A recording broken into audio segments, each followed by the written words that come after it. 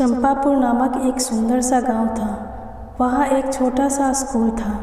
वहाँ की एक टीचर अपने छात्रों को एक कहानी सुना रही है। सुनाती है और बोली, बच्चों, एक समय की बात है। एक समय एक छोटा जहाज़ दुर्घटनाग्रस्त हो गया।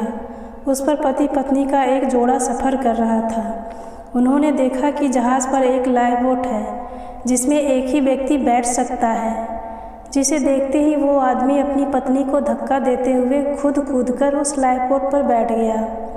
उसकी पत्नी जोर से चिल्लाकर कुछ बोली। टीचर ने बच्चों से पूछा कि तुम अनुमान लगाओ वो चिल्लाकर क्या बोली होगी।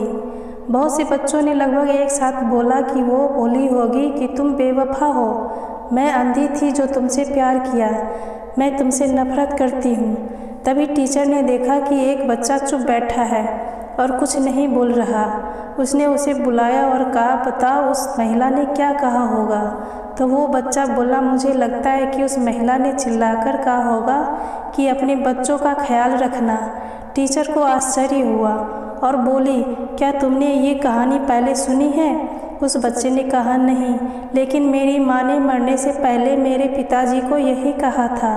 तुम्हारा जवाब बिल्कुल सही है। फिर वो जहाज़ डूब गया और वो आदमी अपने घर चला गया और अकेले ही अपनी मासूम बेटी का पालन पोषण कर उसे बड़ा किया।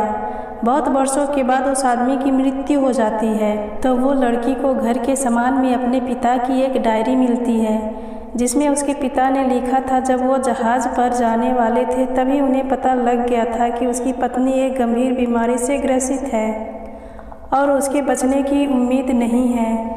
फिर भी उसको बचाने के लिए उसे लेकर जहाज़ से कहीं जा रहे थे, इस उम्मीद में कि कोई इलाज हो सके। लेकिन दुर्भाग्य से दुर्घटना हो गई।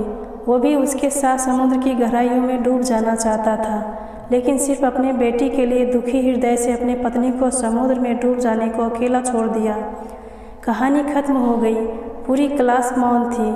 टीचर समझ चुकी थी कि छात्रों को कहानी का मोरल समझ में आ चुका था। संसार में अच्छाई और बुराई दोनों हैं, लेकिन उनके पीछे दोनों में बहुत जटिलताएं भी हैं जो परिस्थितियों पर निर्भर होती है और उन्हें समझना कठिन होता है।